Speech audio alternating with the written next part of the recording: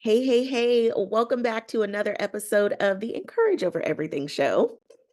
And first and foremost, I just want to say thank you. Thank you for tuning in with me.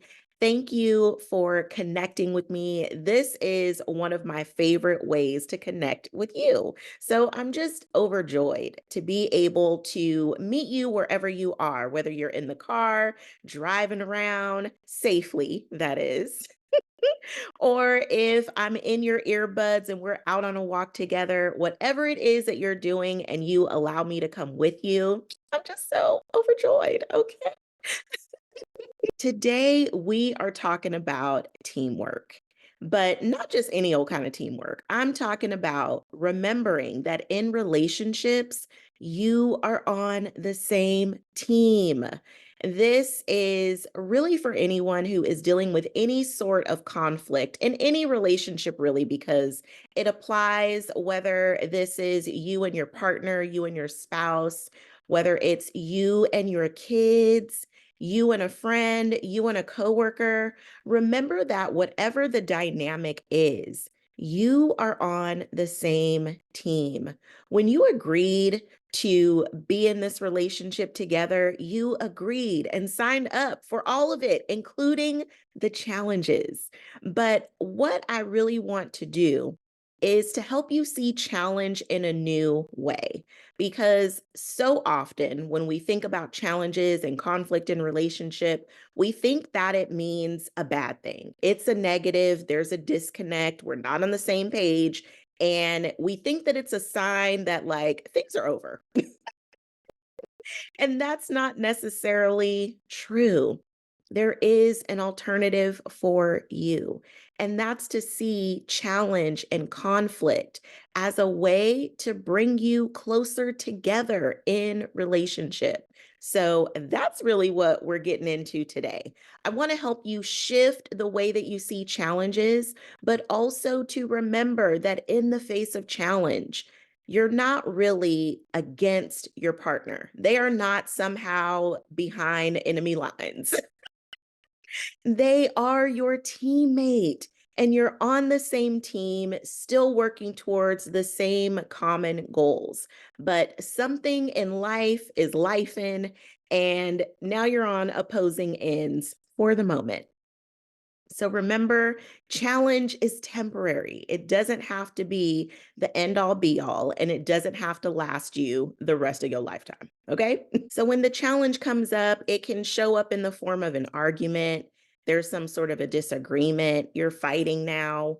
And maybe you might even find yourself bickering back and forth. My mom used to call it being the Bickertons. So if now you guys have turned into the Bickertons, and you're bickering back and forth, or even if you're in that silent treatment battle and nobody wants to be the one to break the silence first, I have to remind you, even in these moments, love is still here. You have to remember this is still a person that you love. This is still a person that you are on the same team with. And now more than ever, it's so important to be able to find ways to get back on the same page. And I want to remind you, it's possible. It is so possible to not only get back on the same page, but to even evolve in your relationship. So that first comes with the decision. You get to decide what the challenge means. Are you going to allow this challenge mean it must be the ultimate divide? Or are you going to use this challenge to learn how to depend on each other? You get to decide what this challenge means, not only to you and for you, but also for your relationship. And after you make a decision on what exactly this challenge means for you and in your relationship, now let's give you some tools to help you lay down your weapons. Because listen, when the attack is on, you're picking up weapons and now it's on. And I want to help you lay down your weapons because really the fight is not you versus them. It is really how can you, as a couple, as a unit, move through this challenge together. So, first, let's calm down and get clear. You know me, I'm going to tell you to whip out your journal and actually write about what's going on. What is the conflict actually about? What's happened? What's upsetting you? Really use this opportunity to journal and just get clear on your feelings and release all of that pent up frustration. Because oftentimes, when we're frustrated and we're talking to each other in anger, you're talking at each other and not actually talking to each other. You're listening, but more so to hear what it is that you want to reply back to, and not actually listening to understand where they are and what their position is. So, in order to even get to that stage, you have to be clear about what it is that's really truly upsetting you and getting to the point where you can articulate those feelings. I was feeling like this, and explain what those feelings were. This hurt me because explain what hurt you and why that hurt you so that they can also better understand you and where you're at and where your feelings are coming from. As you calm down and release the frustration, now you're in a space where you can actually deal with what your true feelings are, and you can better communicate those to the person that you're in the relationship with. Now that you're clear on where you are, it's time to go and have the conversation. And first things first, the best icebreaker is to remember to talk to them like you love them. It is so easy to be so wrapped up and caught up in our feelings and justifying our position that if someone has hurt you or harmed you, it's easy to want to match that energy. But matching energy isn't what actually is going to help you move the relationship forward or bring you closer together. It's just going to create even more conflict. And then your attitude is louder than what you are really trying to say. And no one's paying attention to what you're saying because your attitude is way too loud. So, in order to alleviate all of that, when you actually go to have the conversation, talk to them like you love them. And that means this is a time to show your own growth and your own maturity because you're not coming at them and talking to them as if they are an enemy, but you're coming to them and talking to them as a teammate that you happen to love and care for. Remember, being hurt by someone else's actions does not then give you the green light to now go and inflict pain so that they can feel as terrible as you do. Trust me, there's no power in that, in hurt for hurt. That isn't going to, again, solve anything or bring you any closer together. It just creates a more and more work for you to actually work through those challenges. Remember to so remember, talk to them like you care about them. Talk to them like they are someone that you care about and that you actually really do want to maintain a relationship with. That is the best way to start any conversation, especially when you're working towards a positive outcome. And then next, grant grace and get curious. When you go to have this conversation, it isn't just about you being heard and you being understood. This is actually a two-way street. And just as you want to be seen and heard, so do they. Just as you want to be understood, so do they. So grant them grace to be human because in relationships, none of us are going to get it right 100% of the time. And as humans, we're going to make mistakes. We are going to misjudge a situation and not take the right action. So, just as you would want someone to be gracious with you, extend that grace to the one that you're in this relationship with. And really use this as an opportunity to get curious. Help you gain more information so that you can have a better understanding of how they even arrived at this place and decided that this was the next right step to take. So ask questions like, help me understand what made you take this particular action? Or what was your thought process when this situation came up? So that way you can better understand, what were they thinking? What is it that was going through their mind when they decided to take this next step? And the more information that you have, the better of an understanding that can even shed some light, not just on this particular situation, but it can even help to give you more insight into them and their life experiences and what's shaped and molded them into the person that they are today. So get curious and grant some grace. It's going to save the both of you a lot in the long run. And now that you have this newfound wisdom and all of this new insight, now it's time to move forward. This is the part where everyone wants to just jump to. But don't skip steps to hurry up and get to the resolution, because otherwise you will find yourself repeating the same situation over and over and over again. So don't skip steps. Trying to get to the resolution faster. Those first steps are so important. But now that you've gotten to this place, it's really important to figure out what is the next best step to take. And if you find yourself in this situation again, what is it that you would like to see happen? That looks like saying, next time you find yourself in this situation, I would really appreciate it if you would.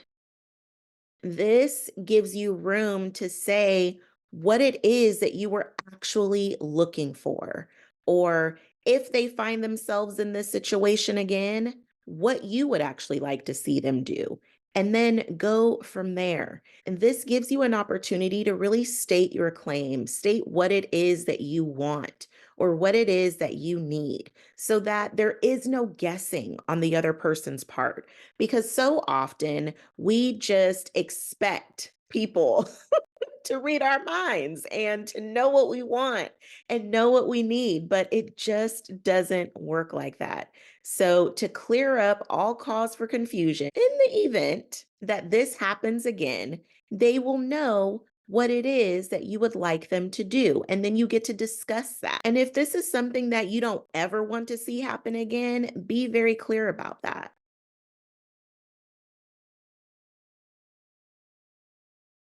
Now, let me just throw this little caveat in here, because I know this is the place where a lot of people like to throw around a lot of ultimatums. Okay.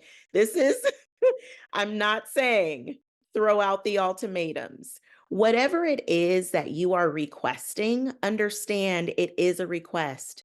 They may be able to meet your request and they may not be able to meet your request. But this gives you an opportunity to actually talk through that so that you can come to an understanding of how to handle situations like this, not only as an individual, but also as a couple. And whatever it is that you are claiming that you want, you have to be willing to really deliver.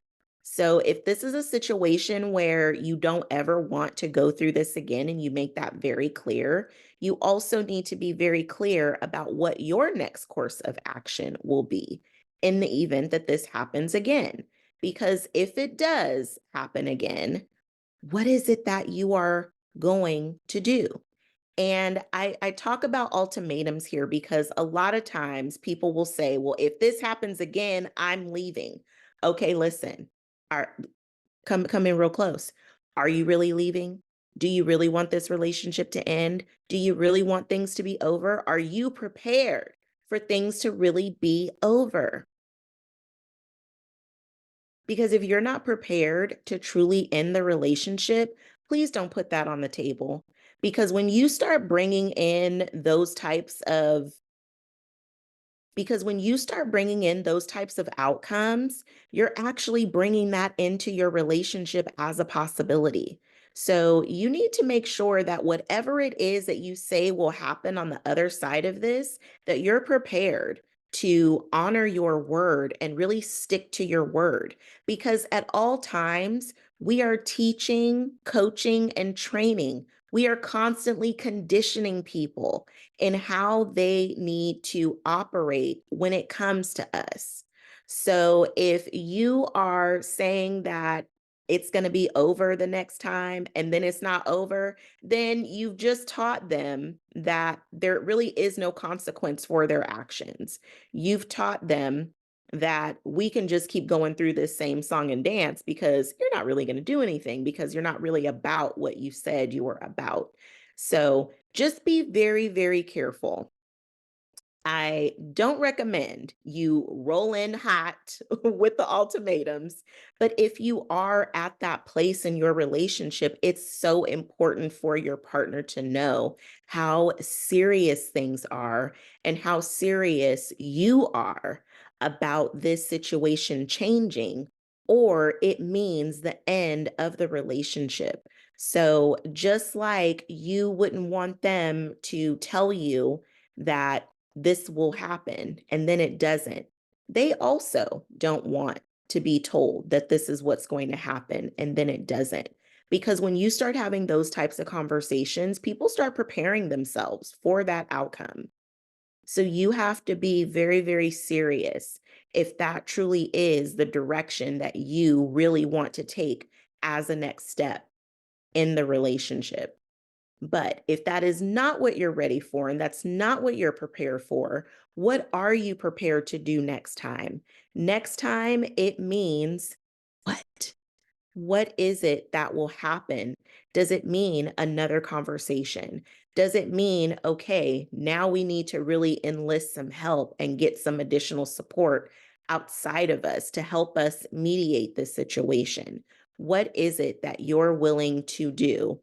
And what is it that you are looking for happening on the other side of this in the event it happens again? Does it mean that if this happens again, you say, before you make a decision, let's talk about it? That is doable.